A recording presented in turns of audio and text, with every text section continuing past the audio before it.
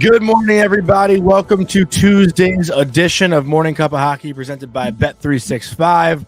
Open an account with Bet365 today and bet on a huge range of markets, whatever the sport, whatever the moment. It's never ordinary at Bet365. So use our code NATION, NATION, in all caps. A lot to get to this morning. The Toronto Maple Leafs look hot last night, and they end the Winnipeg Jets undefeated streak. They were at 8-0. Now they're at 8-1. The San Jose Sharks get their first win of the year in dramatic fashion, coming back from down 4-1 in Utah to then win in overtime. Want to give a quick shout out to our chat. I saw Olivia won't be able to watch live. She has a big job interview later today. Olivia is one of our most loyal chat contributors, so I want to give her a big shout out.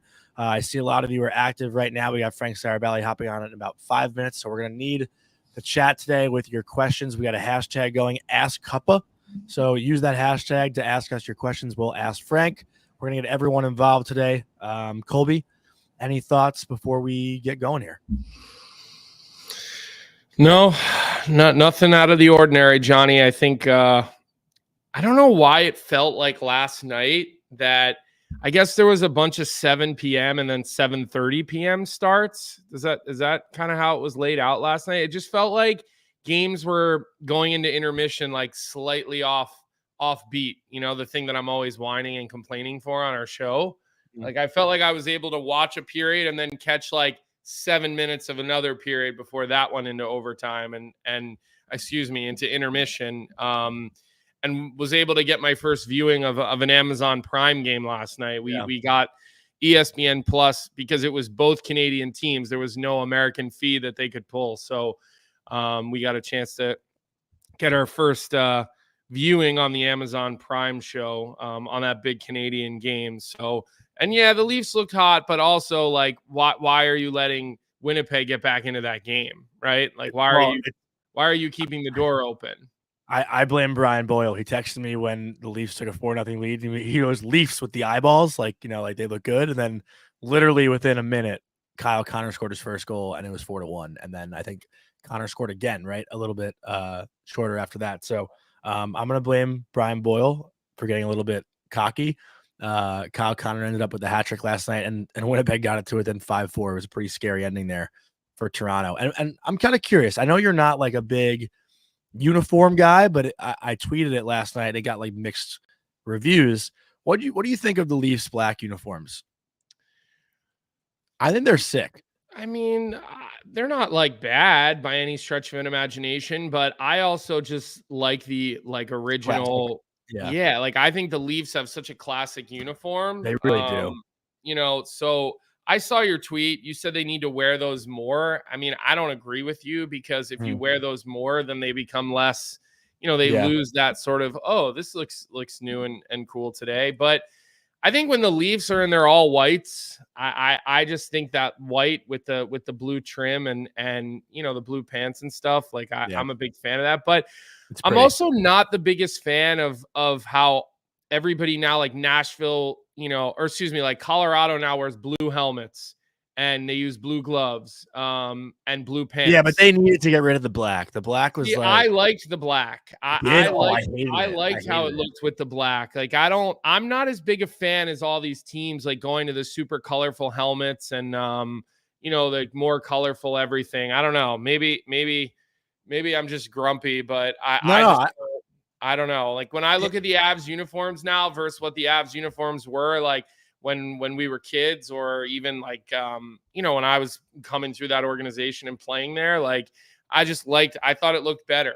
I don't know. I don't love too much of that blue. It's just kind of I love it, to be honest. And that's you and I are always opposite. So but with that, I know we got Frank waiting patiently in our, I still don't know what we call it. Do we call it the waiting? Like, what do we call it? The waiting room? I don't know. But we got Frank waiting patiently. Before we bring Frank on, I just want to give a quick shout out to our sponsor, Proraso, the most complete choice for shaving and beard care, made in Italy since 1948. Proraso has been a staple of Italian culture and barbershops globally for 4 generations. So get 15% off at Proraso-USA.com with our promo code Hockey15 in all caps, Hockey15. And Frank is calling it the champagne room, I guess. Not sure where you came up with that one, but let's go right into it because I actually do see a lot of Columbus comments in our chat, and I do want to shout out. Can I say one thing? Yes, you can. Is there anything more crisp than the Vancouver Canucks black flying skate uniforms with black matte helmets? That I like.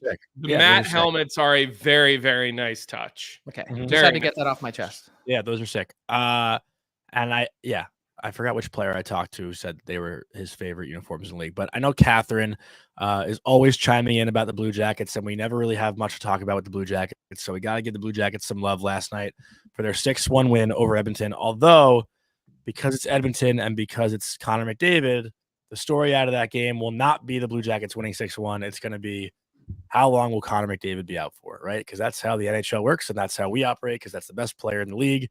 And we have to talk about Connor McDavid. So, Frank, initial thoughts on the injury and what it might look like? I think everyone's just holding their breath in Edmonton. I mean, you look at this and it's ugly. It's really not all that different, just a different part of the ice than the Sasha Barkov injury a few weeks ago on a Thursday night. And I think if the Oilers are lucky here, the best case scenario is a high ankle sprain. And maybe it's not a hugely significant one, but the fact that McDavid played 37 seconds and is out and is now flying back to Edmonton to be reevaluated while the team goes to Nashville for Thursday's game, my guess is it's probably going to be at least a few weeks. I think the hope is that there's nothing structural or anything else involved that might make it a lot longer. Frank, what's interesting that you're saying best case scenario would be a high ankle sprain. Obviously none of us are doctors here. I did sustain a high ankle sprain one time in my career. It actually happened to me at Rook development camp in the summer in Colorado. And that's something that kept me off the ice through the summer. I couldn't do World Junior tryouts that summer. I got back to school So that's why you didn't make it. Well, that year, the next year I had other excuses, but it was COVID for me. Yeah, exactly. But so that thing lingered on me for like 6 months, maybe more, maybe closer to 7 or 8 months. And I was taped up and I was able to play come October, but from July, through October, like I was very, very limited as to what I could do. And I remember a doctor saying to me, in Boston, that you would have been better off with like a break or a fracture than a high ankle sprain. And it all depends on the severity. Like, look at Barkov. He is going to play in the Global Series this weekend. I mean, that was like 3 weeks. I mean, he looked really good last night. He looked really right. good. But my point is he didn't miss 3 full weeks and he had a high ankle sprain. There are some high ankle sprains that are like 6 to 8 weeks kind of at a minimum. And then there's some fractures that are in that same window as well, that at least when that heals, you're good to go. The high ankle sprain is an absolute pain in the ass. Yeah. It's just a bunch of tears, micro tears, in an area of the body where you have a ton of flexion as a hockey player. Like, there's no way around the pain and the discomfort. So moving forward, I think, when you have a player slide into the boards like that, feet first, and you see some kind of skate turn, like you're bracing for the worst, right? And if this is a relatively minor high ankle sprain, like I said, I think that would be best case scenario. Yeah, I mean, he skated on it though, like right after. Well, but you can right after, Johnny. Like, I was able to skate up off the ice, and then like throughout the day it got worse, and then the next day I looked like I had an elephant foot. Obviously, I'm not suggesting that's what's going to happen with McDavid, but Frank, this is one of the reasons why getting off to such a bad start every year is not a way of life. And I know the Edmonton Oilers are kind of used to it at this point, but when you put yourself in a hole, you're kind of teetering and you have guys to pull you out of it. Well, what happens when those guys go down? Or let's say what happens if your goaltender sustains an injury? That is the dangers of having such a poor start every year.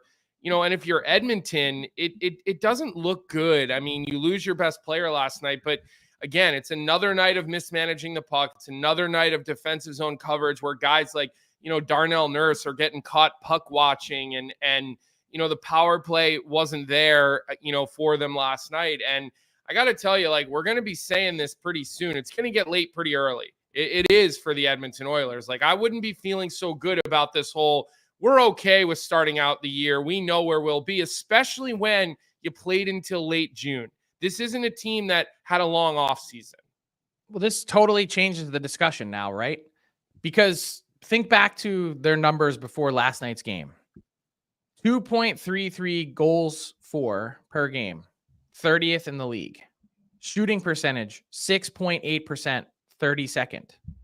If you look at the last 2 seasons, 2 years ago, they were first in the league in both categories. Last year, they were 4th and 10th. If McDavid misses any modicum of time, the greatest player in the world is not going to be there to pull you out of that funk and to have those numbers regress to the mean. Do they have enough talent to get going? Yes. The fact that the Oilers had somehow managed to get to 4-4-1, despite those numbers, 30th and 32nd in the league, is actually kind of, in an odd way, impressive. But you're right, because when you get off to a poor start like this, everyone's just sitting around waiting, saying, well, when are they going to snap to attention? When are they finally going to get going? And now you've compounded the problem if he's going to be out for a period of time, that you lose a couple cylinders off of your engine to get going. And that becomes hugely problematic, because then all of a sudden you start to look at the standings. You go, hey, the Vegas Golden Knights are already 6 points up. A bunch of teams are already ahead of us that we've got work to do to chase down in our own division. And things start to snowball in the other direction. So if you were to ask me heading into last night's game, which was just disastrous on so many levels, and we really should talk about Sean Monahan in a second. Yeah. But the fact that they got out of that game with another crushing loss and McDavid out, I wouldn't have said I was worried before, but now if you're an Oiler fan, I think there's certainly cause for concern. Especially when it comes to a guy like Zach Hyman, who basically needs McDavid to get going, right? He's got 1 assist in 10 games after putting up, 54 goals last year was what he finished with. Hasn't scored a goal in the first 10 games. And, again, like, I'm not going to credit McDavid for all of Hyman's success, but, like, I'd be lying if I said it wasn't a big part of it. So McDavid being out. Well, you're not doing it wrong. You have to credit his parents. That's the only way he got here. Yeah, he didn't spend enough time on the yacht this summer, Johnny. That's why he can't score. We're not going to get into that, but you know what I mean? Like, it's going to, and again, like, looking at McDavid's history, like, he hasn't really missed many games in his career. No. He's never had a lengthy injury before. And still, I don't know if this would be considered so lengthy if it's 6 to 8 weeks. Like, that's obviously, we still don't know yet. 6 to 8 weeks. No, assuming it is, I'm saying it's Frank, still a good chunk of time. Let me ask you this, because you have constant contact with general managers, and J-Rock just put this into our chat, and I think it's an interesting topic for discussion. And it says, if you were trying to win now, how do you not trade Nurse and give away a first or a second rounder to get him off your books? Again, I've never heard of this scenario be a real thing. I know, again, for you're in constant contact with general managers around the National Hockey League. Is that something that would even be feasible, or something that is even being discussed potentially at any level? Probably not at this juncture of the season. If something like that was going to happen, it's likely an off-season thing where you make that salary cap dump. And look, I could have foreseen a window or a period in time this summer when they were trying to decide what to do with Broberg and Holloway. Had this sort of all happened in June, which of course they were playing until late June, and then right into the draft, and the schedule was kind of force-fed to the Oilers front office pretty quickly of a bunch of things coming down in short order. But that would have been the time to have the conversation. Instead of moving CC and a few other players, can we just pay a big price and move on from Darnell Nurse? But now the longer this goes on, the more expensive it's going to be. Everyone sees your issue. And, perhaps they would have seen it at the end of last season. I couldn't agree more with J-Rock's assessment, though, that this is not someone you can even count on anymore to carry a pair.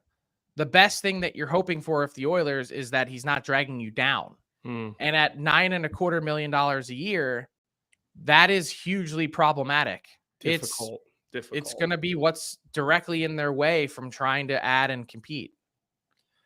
Frank, I want to move into another relevant topic because the player himself came out and basically shot down any rumors. That's Brad Marchand. Obviously it was said, I think, that they were close to signing a 3-year extension with him in Boston, with Marchand being an upcoming UFA this year. And, watching Steven Stamkos' return last night to Tampa, knowing how that situation played out, is there any possible scenario where we think Brad Marchand might not be a Boston Bruin next year? I don't see one. I mean, this guy is a heart and soul Bruin. I think the way that he's grown and matured into that role as leader of that team has been incredibly impressive. He's been the captain for just a little over a year now. He had major work done on his body this summer, 3 separate surgeries. And he's still an elite player. And when I look at his situation, despite his age, I think he's going to age really well. I don't think his skating is going to see a huge drop off, and his compete level and hunger is what drives him. To me, I don't see any reason why they can't find a way to find common ground. I don't think he's searching for every last dollar. I also think, if we're being honest, in some ways he's been really underpaid the last number of years, given what he's brought to the table. So how do you find a way to find that happy medium where everyone's happy? It's imminently findable. Maybe you give him a little bit of extra term and you keep the dollar amount a little bit lower. But let me ask you this: and I don't remember, and I know we discussed this on Daily Faceoff Live on Morning Cup of Hockey. I mean, I know we've had these conversations, but do you remember having a different feeling about Steven Stamkos this time last year, or do you feel like you had the same feeling about Steven Stamkos? Because everything you just described was Stamkos, basically. Yeah. Other than the fact that I think Brad Marchand would be like maybe willing to take less than $8 million a year. Like, I could see Marchand saying, okay, like I would take 6. And again, I'm just throwing that out there. I haven't talked to Marshy about it. I haven't seen him this season at all. Well, he's making 6.1 right now. Yeah, so maybe he says I'll take 6.5 for. He's also 2 years older than Stamkos. Yeah. So Stamkos had 40 goals last year. Right. So I'm wondering though, Frank, did you have these same feelings? If you can try to remember back, I know there's always a lot of information in your head, but I'm just, No, I was the guy in June saying there's no way they're going to let him walk in Steven Stamkos. And the big reason why I felt that way was because they had gotten right to the altar when he was a 27-year-old or 26-year-old free agent. He went out, he did the whole thing. Remember, that was back when you could do the visiting period. You had the 5-day Everybody stretch said of time. He was going to Toronto. I remember that. And the Leafs rolled out the blue carpet for him. They had a giant billboard and everything was so planned out to the max of how do we woo Steven Stamkos from Tampa Bay. And he got up there with that. So at the time, Johnny, there was a 5-day window before free agency started where pending free agents could do visits. Yeah. Mm-hmm. It was basically a legal tampering period. That's right. I remember that's what they called it. So why did that go away? Well, why it went away because teams were even fudging that. And it was like, hey, like they're getting way out in front of it. Instead of the 5-day legal tampering period, they're starting to talk to these guys in mid-May.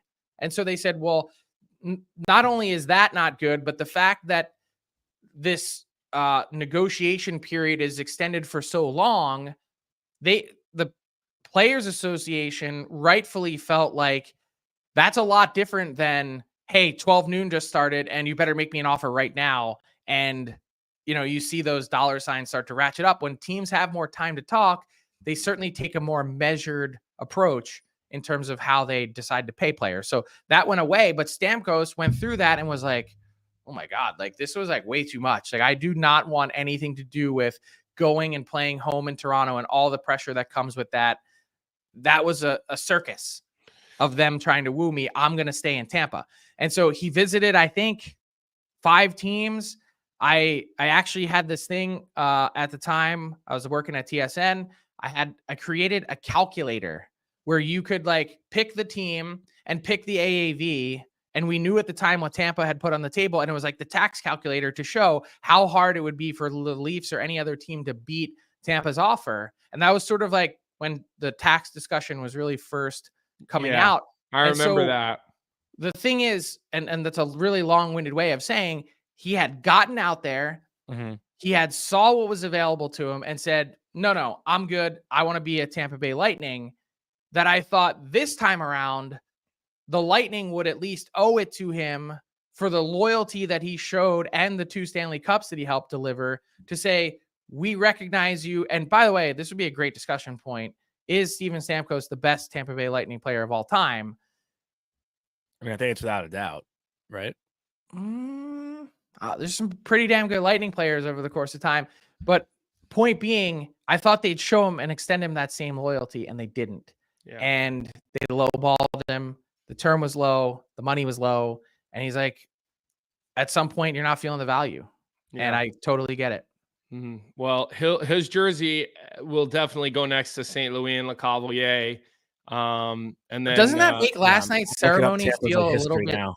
Doesn't that make last night's ceremony feel a little bit cheap?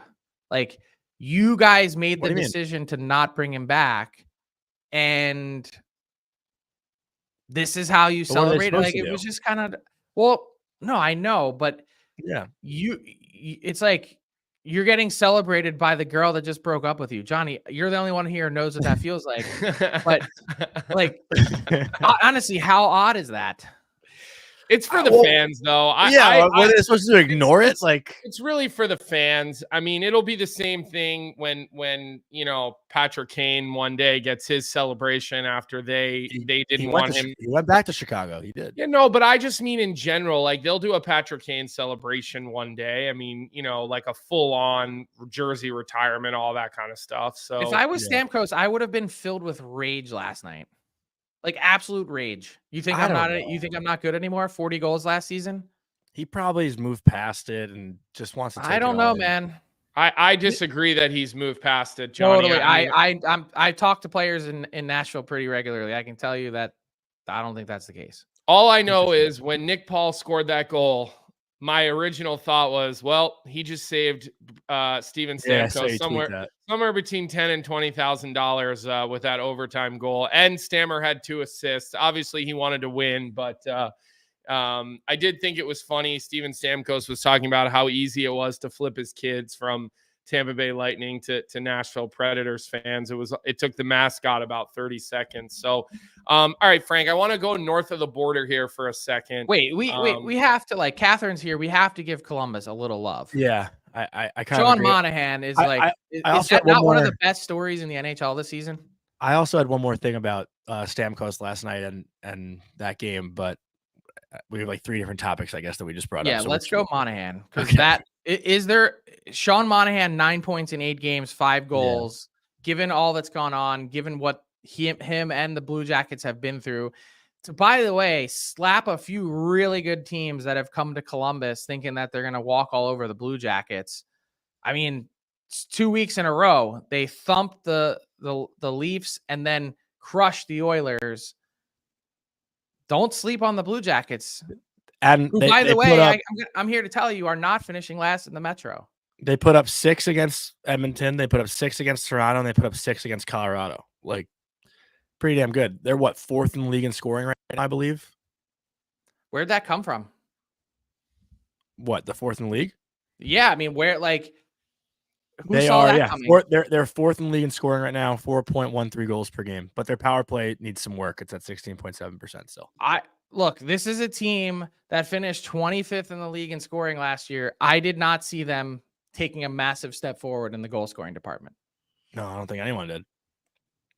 But I got to be honest, I haven't watched a ton of Columbus this year. It's really just been highlights. I haven't watched much of their games like fully through. But Sean Monahan seems to be the spark of that team right now. It seems like it's his team, right? Well, yeah, I mean, you consider some of the guys that are out injury wise. It's certainly some of it falls to him. And I think we should give some props and credit to Dean Evison. Like, probably a reminder that he's a really good coach, that toward the end in Minnesota probably got a raw deal. That the structure he brings, the intensity, I can't. Players love him too. Players love him. I think he's like the perfect choice in Columbus. Talking to JVR a little bit, he said, because I asked him, like, what's that Dean Evison like? He always looks so miserable on the bench. And he laughed and he was like, I know, but he's like the opposite of that to play for. He said the guys will go through a wall for him because he's awesome. He holds guys accountable. James was telling me that he really does a good job with guys like Fantilli, Sillinger, like some of these young guys. He feels like those guys are not tuning him out, and you can almost see those guys. Some of the, let's call it the like young hockey habits, the college player habits, or the one-on-one types of attitudes are getting better. Apparently, like every day, guys are starting to see that. The Johnny Laz, I'm going for a skate through New York City kind of vibes. Exactly. You like that, huh? You like that one? I guess Fantilli is starting to buy into that. And look, I think Fantilli has a lot of talent. But you mentioned the injuries, Frank. Let's just read them off. Goodbranson, Boone Jenner, Gavin Brindley, who maybe isn't a super familiar name to everybody, and then Kent Johnson, who got off to a good start this year, found himself killing penalties. Last year was a bit of a mess for him with the previous coaching staff. And then, they have a couple of other players out as well who Catherine's letting us know is back skating already. But, it definitely seems like the atmosphere went from like a real shit show to a professionalized dressing room. I asked James Van Riem's like how Mike Havlin's been. Mike Havlin has a track record of winning. He hasn't been a head coach in the National Hockey League, but was with Joel Quenneville for some cups in Chicago. He's won at the AHL, won at the East Coast level. He's a veteran guy who was in the American League last year, and he got brought up with the new staff. And supposedly, again, another guy as an assistant coach who knows how to kind of operate within the dressing room in that assistant coach role. And again, it certainly seems like less of a dumpster fire than last year, where we just made fun of Columbus every week. I mean, we killed them every week. 100%. And look, it's when you mention some of the young guys and the steps forward that they're taking, Fantilli and Johnson and Sillinger, maybe the most exciting part is you're really just starting to see David Jiricek dip his toe into the water. And then behind him, you'll see Denton Mateychuk. And it's only going to continue to get better from here. It's almost like that entire organization needed to take a step back, reset, and now can get ready to launch again with some of the young guys that they have, because that's really what they needed, was a hard reset. Last year with Pascal Vincent, Jarmo Kekalainen, John Davidson, it was a flat out disaster. Right. And Don Waddell, I think, has gone a long way in terms of changing that. So Frank, now I want to go north of the border. We good here, Johnny? Can we move on? All right. Yeah. So I want to ask you about, Shea Theodore signs last week, which I thought was a really, really good deal. I thought it was a perfect contract. Like, I don't think the player made out like a bandit. I don't think the team got this super team friendly deal. I felt like it was really a good contract for both sides. And that made me start to think about all of the guys who are pending UFAs. And there's a lot of big names with Tavares, Marner, Shesterkin, Besser, Ekblad, Bennett, Marchand, Rantanen, just to name a few.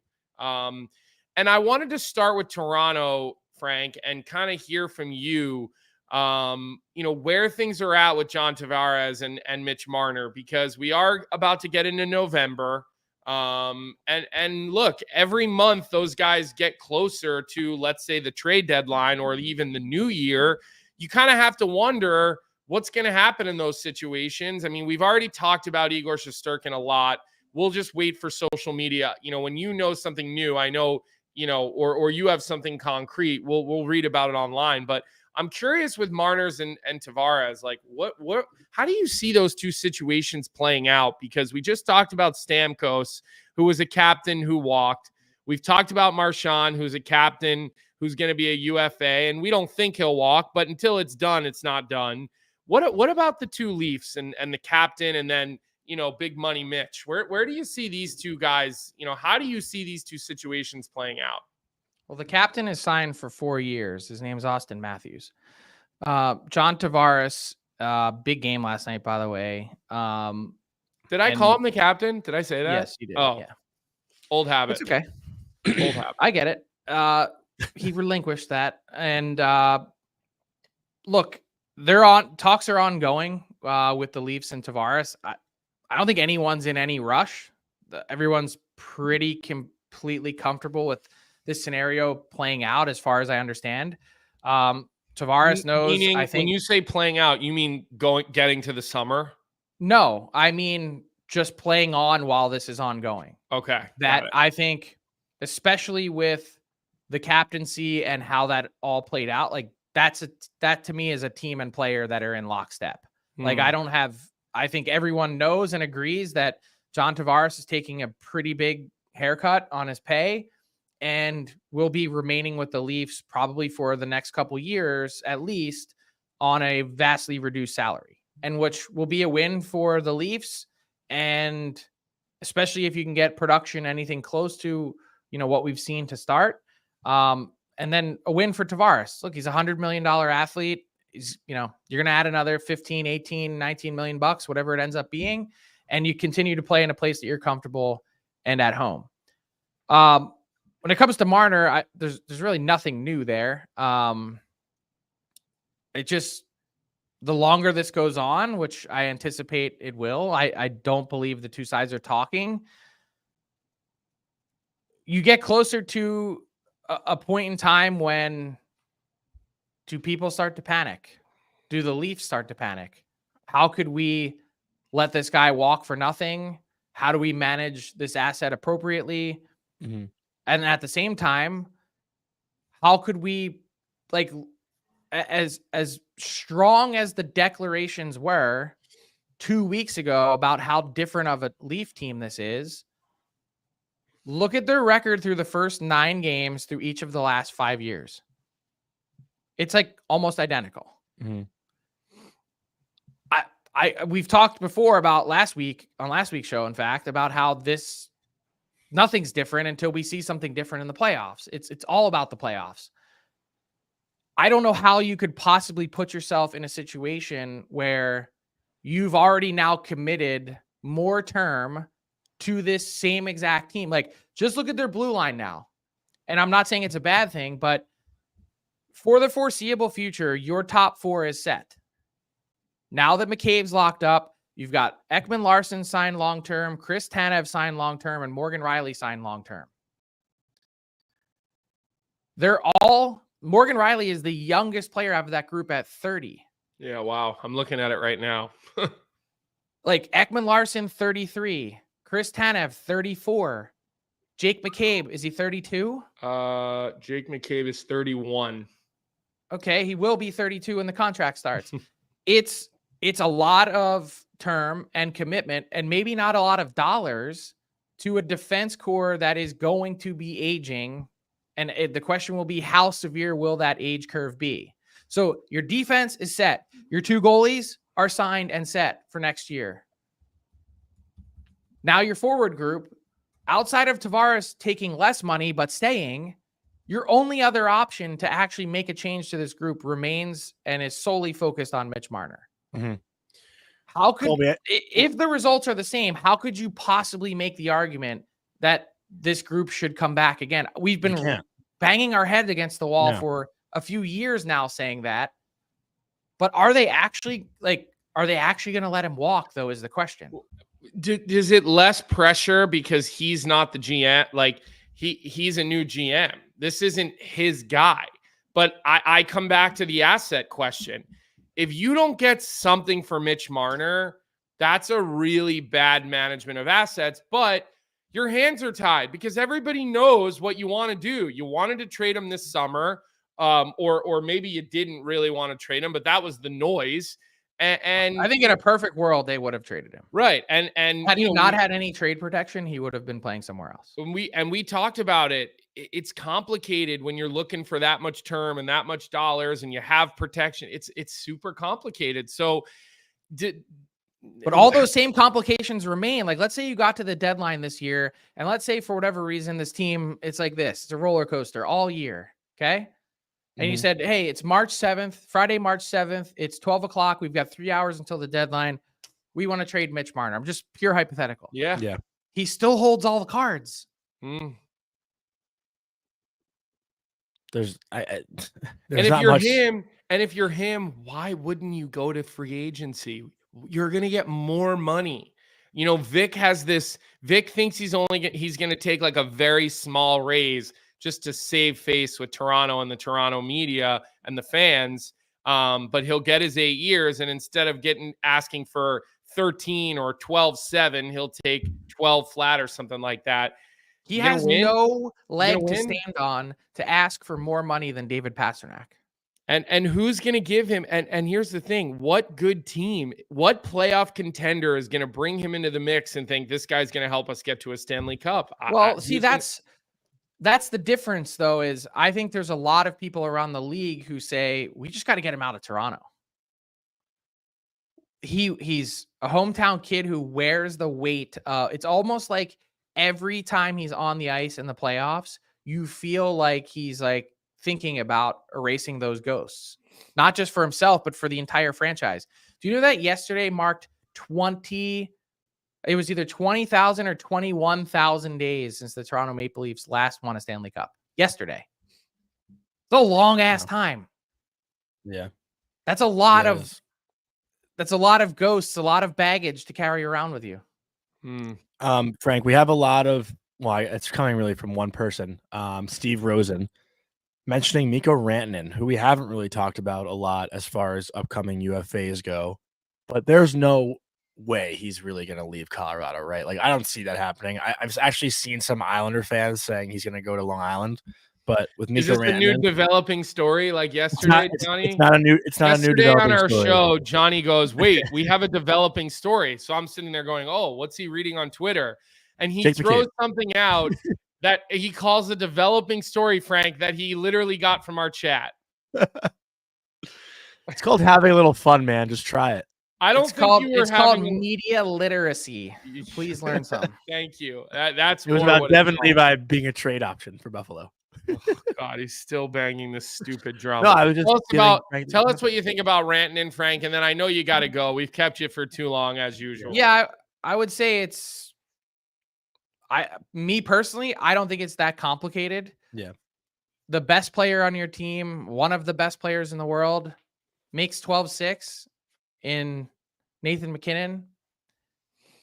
As unbelievable as Mikko Rantanen has been, and I'd say that when his career is over, we are going to say that Mikko Rantanen was one of the most underrated players of an entire generation. Yeah, well, because he plays with two of the greatest players that will probably ever play the game of hockey, so we don't talk about him as much. Like, if you go and you look at his numbers, you're like, oh my God. This might be the first time we've actually talked about him like on this show. We don't talk Mikko about Rantanen had a 55-goal, 105-point season.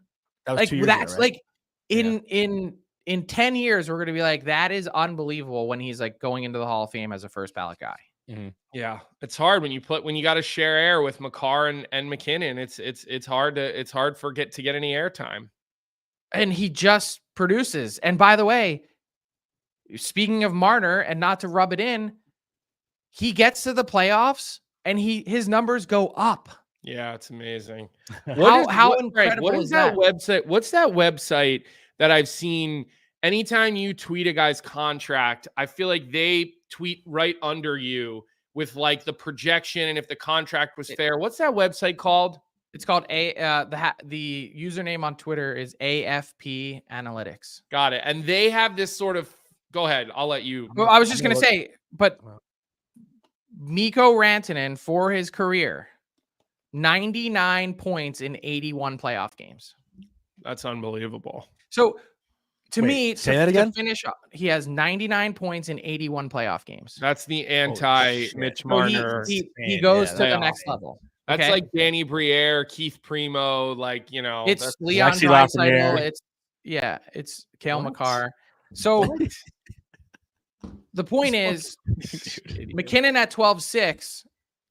I know the cap's gone up, but you would have to think internal salary cap. The Avs are saying, look, we love you, Mikko. We want to have you here, but we're not paying you what Nathan McKinnon makes because he's our MVP, and he was the MVP of the league last season. We're going to call it 12.5. Let's all shake hands. Have a nice day. Okay. Mm-hmm. Is any like who is saying no to 8 times 12.5 for a dead even $100 million? Yeah.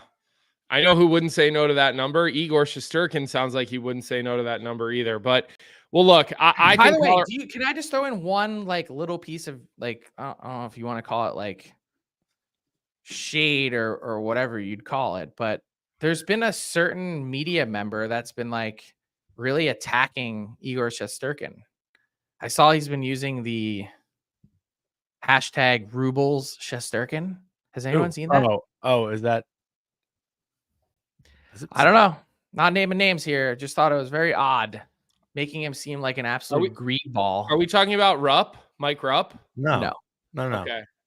I don't know who we're talking. I don't know who we're talking You can about. find it. Is he talking about Larry Brooks? Is that who we're talking about? No. Okay.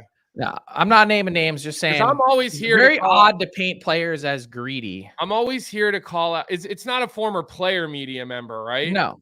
So it's a writer. Yes. Oh, shocker. An older gentleman. Yeah, Crap. that's what I thought. Yeah. That was my first thought. Can you tell me who it is, Johnny? Can you put it in the chat? Because I'm happy to name names. It's in our chat, Colby. Look at our. So anyway. Oh, Stan Fischler. Oh, yeah. Okay. He's been going at it for a while though. Stan's been tweeting at 2 a.m. from Israel about Igor every day. Calling him Rubles Shesterkin?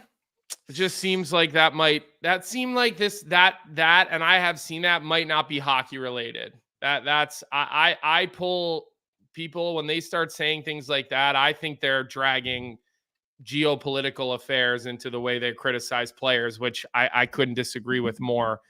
Doing that kind of stuff. I think that's, and by the way, all that said, like, I wouldn't pay Igor $1 over 11. And I don't really care what the blowback is. Well, he said no to 11, so I'm saying I wouldn't move. Yeah. Maybe they should trade him for Devin Levi, Johnny, and they can pay him. Oh my God, go to market. I believe in that. I believe in Devin more Levi. Than that. I think he's gonna go to market. All right, look, Frank. But to what end though? Like for what extra? Like because again, he's gonna go to Vegas. I already told you, and he's not gonna pay taxes, and he's gonna be able to take 12 flat in Vegas. He'll get 7 by 12 in Vegas without state taxes, and and then so what? Then he'll get close to the exact same he would get in New York. Cost of living is a hell of a lot less if you're living out in. You go to dinner in Vegas? I do. It ain't cheap. Not on the Strip. It's not as bad when you don't go on the Strip. Didn't you watch the Amazon series? Jack Eichel has a chef. All right, he'll just get Igor the same chef. Way better. To than what doing end? that. Why leave a good team, great market? Not to say Vegas is not good or not. It's just like why? Like what is the difference at the end of the day? What are you going to see? I want to see Johnny are you suffer. Buy? I just want to see Johnny suffer. I'm fine with trading for Devin Levi. All right, Frank. We will. Make sure you tune in to Frank's show today, 12:30. Him and Tyler Yaremchuk back in 12 o'clock. 12 o'clock. 12:30. You would miss it. Back in the saddle together, Frank. We appreciate your time today, and Frank, let me know when you get your out west. All right, it's coming. All right, I haven't seen anything yet. Yeah, I don't know. I didn't know they made clothes that big. Let me know when you get it. See you guys. Thanks, Frank. We did have one comment though in the chat though, Colby, that I wanted to address. Also, I scroll up a little bit. It was about like how we talk about Marner, but he plays with Matthews and Nylander. But Matthews and Nylander are not McKinnon and Makar. That's why Rantanen, and again, Toronto is like the media mecca of hockey, which is why it's talked about way more. What? Say it again. You're saying Marner's. I'm trying to find the exact comment, but it was isn't that we talk about Marner all the time. Marner gets the headlines, but he plays with Matthews and Nylander, comparing it to Rantanen. because it's Toronto versus Colorado. That's just how it works. I mean, I was trying to find the exact comment, but I can't seem to find it. There's been a lot. All right, let's keep buzzing because you've got a hard off at 10 o'clock today, Johnny. So let's keep cruising through here. Let's talk a little. I know we briefly talked about Stamkos from last night. You know, Frank gave us his opinion on that, but I did watch that game. I'd say probably 95% of that game. What a turn of events. Like the Nashville Predators looked completely out of that hockey game until after that disallowed goal. Johnny texted us just for the record for everybody.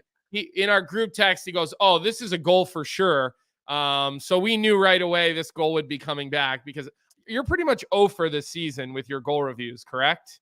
For the most part, yeah. I'd say I'm one in every 5. I'm 1 in every 5. You're 1 for 5 this season? I think I've gotten 1 correct. Okay. You should start telling people. Are we counting college games? Because then I'm 1 for 6. Did you on TV? Did you get one wrong on a broadcast? I gave my opinion. You know what? I'm going to commend you for that though, because what do I always say to you? Give an opinion. It's okay to be wrong. It's okay to be wrong. I'll send you the clip from the game. I'm actually curious. You know what's funny? Actually, Mitchell Chafee, who we're probably going to talk about here in a second, was watching the UMass game on Friday night versus UConn and texted me, "I agree with you. That should have been a goal." I know it's hard with college games though. The reffing is so. I mean, people think the reffing is unpredictable in the NHL. Wait till you wait till you watch an NCAA game. I mean, it is even more of a roll of the dice when you're doing reviews. But when you're an analyst, Johnny, and you're in the booth, you need to give an opinion. Even if you're wrong, give an opinion. Nothing pisses me off more than when rules analysts come on TV and they read you a rule and they don't give you their opinion on if they think it's goal, no goal, 5-minute major or whatever. Like, give us your opinion. It's okay to be wrong. A lot of these are judgment calls. They're gray areas. So I don't care that you got the one you did on TV wrong, Johnny. I still think I was right, honestly. And good for you. You should. Yeah. That means I'm rubbing off on you, but I'm just glad you gave an opinion. Like, that's your job. You're paid to give your opinion during a hockey game, so give it. So good on you, even though you got it wrong. But that goal comes back for offsides. And you know, we know how that game ends with the Nick Paul winner. We know Stammer got 2 assists, but Brayden Point, I mean, Are we still even comparing Brayden Point and Matthew Barzal? I mean, like we can all agree that these players are not really even close as far as effectiveness goes in the National Hockey League. I don't think it was ever really an argument between the two of us. I think it was with Ariel in our chat. Because Ariel's the biggest Matt Barzal fan ever. And what about the guy who made 19 minutes of videos cursing me out from you know his mom's basement? Like, I'll shout out Dino Dangle. I've seen that guy's tweets. He's a loyal, passionate Islanders fan. Listen, I mean, that's what being a fan is, right? You want to ride or die by your guys, and that's why I love and hate Islander fans. Like, they're the most annoying fans in the world. But you know who's actually on my shit list now, Colby, as far as fan bases go? It's the Philadelphia Flyers fan base. I know we're getting off topic. We kind of want to stick to the Tampa Bay Lightning. I want to show some clips from that game last night, and then you can talk about the Flyers, and then we'll preview the games tonight. But I want to start with this clip here, and you know what? The reason we're going to do this is because we do get really good feedback from people when we do video kind of breakdowns. But you know, this was the Brayden Point first goal, and everybody's talking about the move that Brayden Point made, and it was incredible. But, you know, I don't think Nikita Kucherov gets enough credit for the way he plays 200 feet on the ice. And right now, Nikita Kucherov is in perfect defensive posture, right? As a weak side winger, you're supposed to be right around the inside of the hash marks. That way you can help low. That way you can get to your breakout spot clean, as he does here. But watch the play that he makes with the puck here, right? This is not a direct pass. This is stop it now, Vic. This is a 50-50 puck that he throws out into the neutral zone. And one of these plays where you say, you know what? I'm going to put a bobbling puck on a defenseman's stick. It happens to be Dante Fabro. And I'm going to make it difficult on him to make a play under pressure. And Give Jake Gensel credit. He keeps his feet moving. He stick on puck. He forechecks and creates his turnover. Now freeze it again. Here's my next issue with this play. Ryan O'Reilly, former teammate of mine, one of the most complete players in the National Hockey League, he stopped skating. If we go backwards a little bit, and you don't really have to actually do it, Vic, I'm just talking out loud here. If we were to go like 2 seconds backwards, when Ryan O'Reilly hits the red line, he stops moving his feet, right? And so that back pressure on Brayden Point is not there. Look at the separation between Point and Ryan O'Reilly. That separation was not there about half a zone earlier. They were a lot closer to each other. So I'm kind of curious to rewind it though, Colby, because I want to see at what point this starts. Because I'm looking at this play, and if I'm Ryan O'Reilly, Brayden Point doesn't necessarily seem like such a threat. But it doesn't have to seem like a threat. And this is probably why you were in the doghouse with all of your coaches. Well, I'm just trying to break this down. Put your head down. Look at O'Reilly right there. He hasn't taken a stride. If he takes a stride and he stays on Brayden Point, then all of a sudden Roman Yossi's probably more rotated over. Okay, right now Yossi's expecting to get a pass, but you stop. This is why you back check the house, you back check hard, and you back pressure, because you don't know when a turnover is going to happen. Yeah. That was my thought process. I see Fabro get the puck, and I'm thinking he's going D to D. But that's not a clean play. That's Kucherov putting Fabro in a bad situation with his brain, and with the fact that he's giving a bobbled puck. And again, this is not something you see often out of Ryan O'Reilly. Okay, I will say that. One of the hardest working, most detailed hockey players I've ever been around in my life. But this is why you keep skating. This is why you back check and you back pressure, because now all of a sudden it's a 1-on-2, 1-on-3, and Point, stick handles through a phone booth, and makes an unbelievable play. But this is why you don't stop skating. This is why when there's a 50-50 puck, you don't stop skating. And credit Nikita Kucherov for having the awareness to put that sort of, we'll call it a little lob wedge. He kind of hit this little dinger lob wedge up and off the boards. It's a bobbling puck, which are really difficult for defensemen to handle, especially when you have a forechecker like Jake Gensel who never stops moving his feet.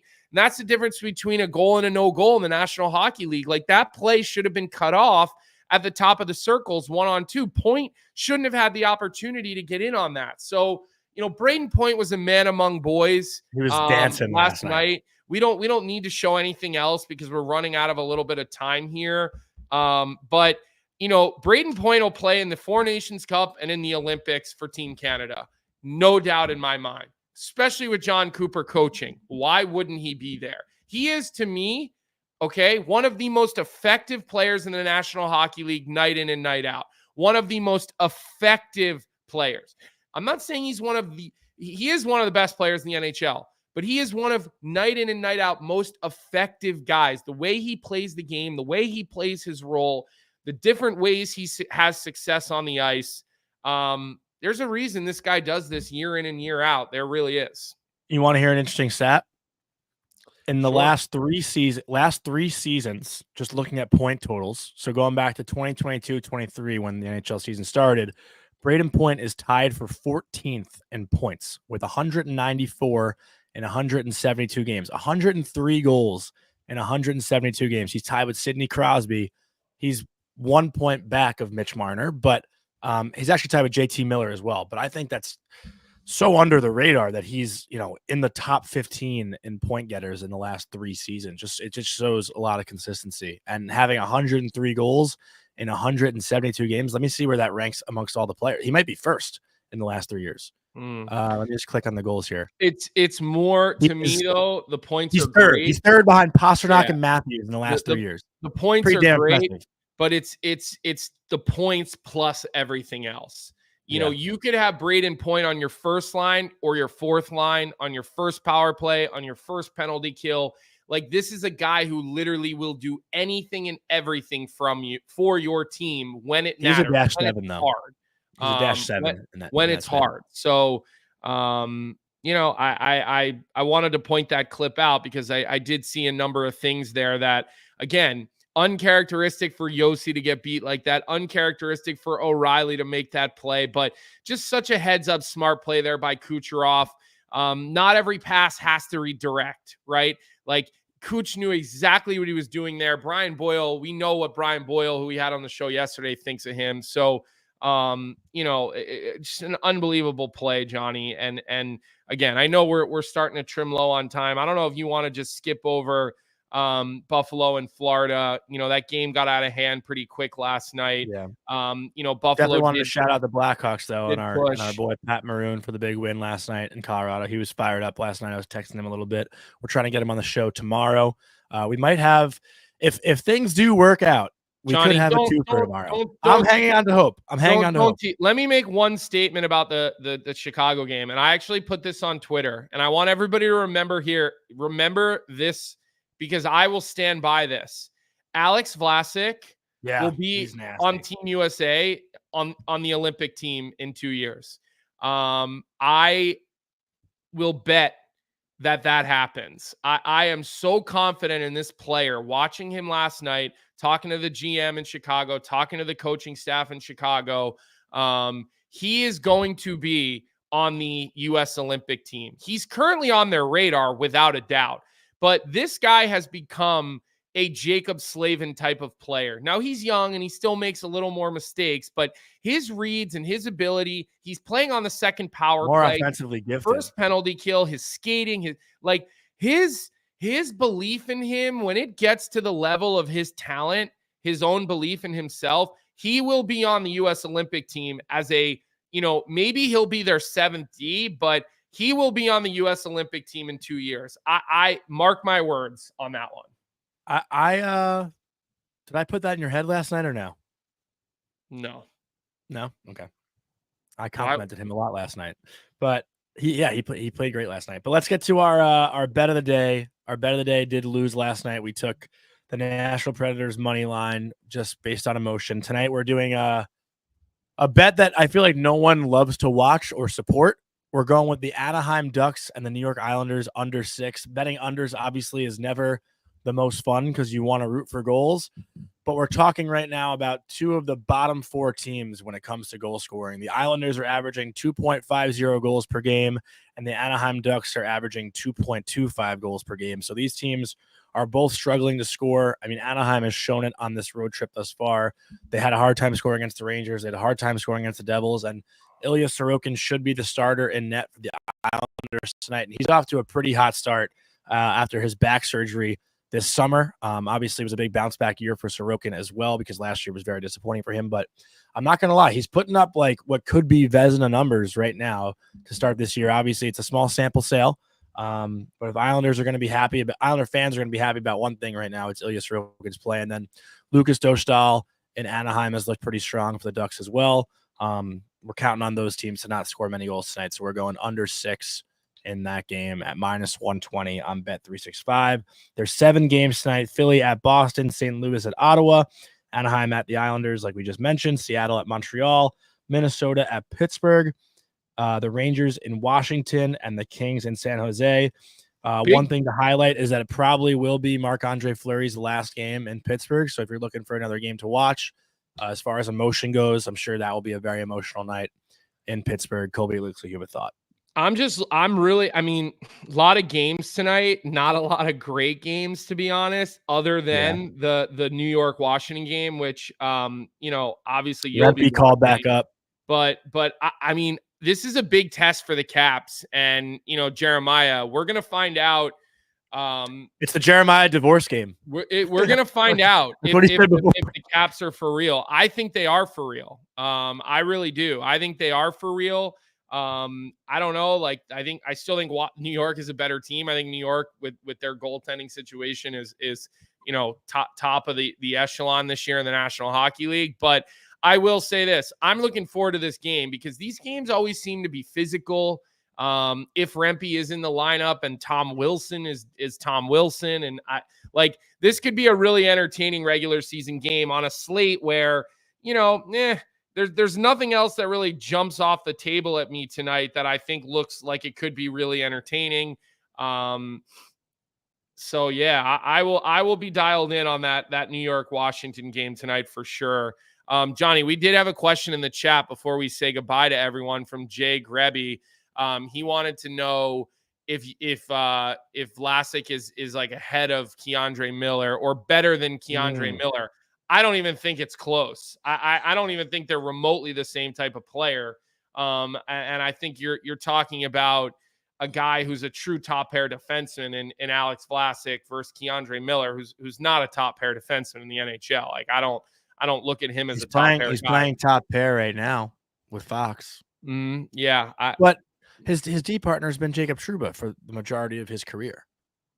What is that? No, I'm just like Keandre with Fox is a better version of himself than Keandre with Trouba has been. Just out of curiosity, do you think that because he's not counted on to do as much with the puck, or is it like, what's your reasoning for that? Because that's an interesting statement.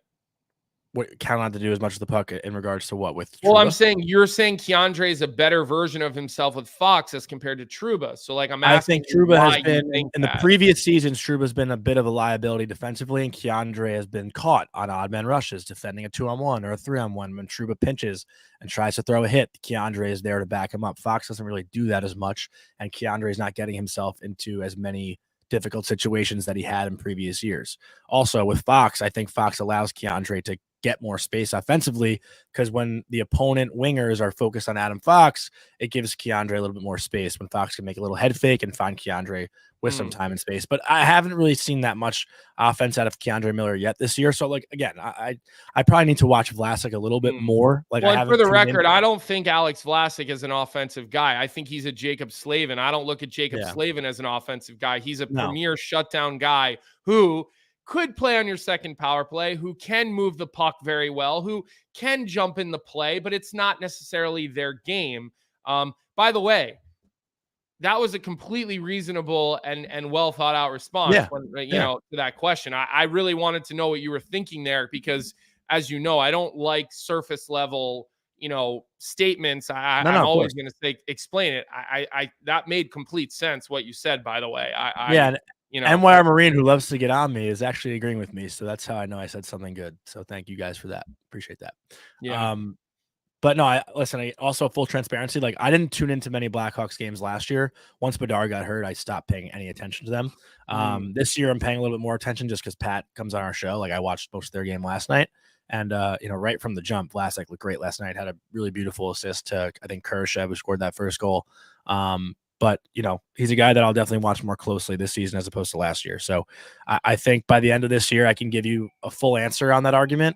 I just don't know if I've seen really enough of both of them. Like, Keandre already has had a much better start to this year than any season previously. And Vlasic, I really just started paying attention to. So, like, end of the year, I can probably give you a better answer. Well, I could tell you this, because I was working for Chicago when he first came into the National Hockey League. So I got to call like his first 15 or 20 NHL games, which he had massive ups and massive downs like any defenseman does. But you could see there was something there. You could see that he was going to be a much better pro than he was a college player. And then the Blackhawks were really smart. They put him in the American League for almost an entire season, even though he could have played in the NHL. He could have. He really didn't need to go to the AHL but they didn't want him to just survive, right? 18, 19-year-old defenseman or 20-year-old defenseman, they survive. They wanted him to thrive. He thrived in Rockford. He played every situation in Rockford. And then the next year, last year, he came up and he looked like an everyday guy, right? The mistakes were limited.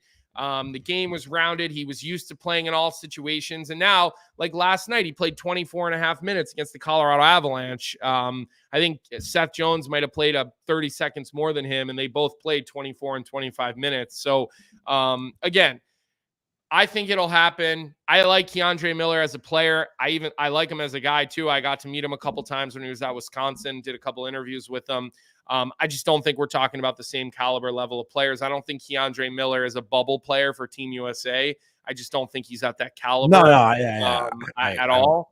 I don't think he brings enough to the table when you look at, the other defensemen that the U.S. has. So good show today, Johnny. We did get through a lot. We kept Frank for longer. We didn't get to Florida and Buffalo. No big deal. We'll have more opportunities to talk about them. We're hoping to have Pat Maroon with us tomorrow, you said, right? I think that we're hoping for that tomorrow. You never know with Johnny. And the other guy. The other guy, which I have very little. We already said his name. May as well just say it. We'll just keep calling him the other guy, like Voldemort. We won't say his name just in case he doesn't come. And we appreciate everybody today. Pack show tomorrow because there is a good amount of games happening tonight. We'll have Pat tomorrow. Hopefully, if Johnny can make that happen for tomorrow, we'll let you know if anything else comes up here over the next 12 hours or 24 hours until tomorrow's show. The chat was buzzing today. Do us a favor. Don't forget to like our show today on YouTube or on Facebook or wherever it is that you're streaming. Don't forget to subscribe to the YouTube channel for Daily Faceoff. We have seen a really nice uptick in our subscribers, which is amazing. That means you guys are liking the content that we are bringing between DFO Live, between starting goalies, between fantasy hockey for all of those of you who do it. Definitely check out the YouTube channel and subscribe. We appreciate you chatting today. You guys had a lot of good insight when we were talking to Frank. I know we featured quite a few of you on the show today, so make sure you bring the heat tomorrow. We will see everybody right back here tomorrow, 9 a.m. We'll see you then. What's up, hockey fans? If you enjoyed that video, then you need to be hitting the subscribe button right here at Daily Faceoff. Exclusive interviews and analysis from our hockey insider Frank Seravalli, fantasy updates from Brock Sagan, and a daily live show at noon Eastern, Monday through Friday. You don't want to miss any of the fantastic content, so hit that subscribe button.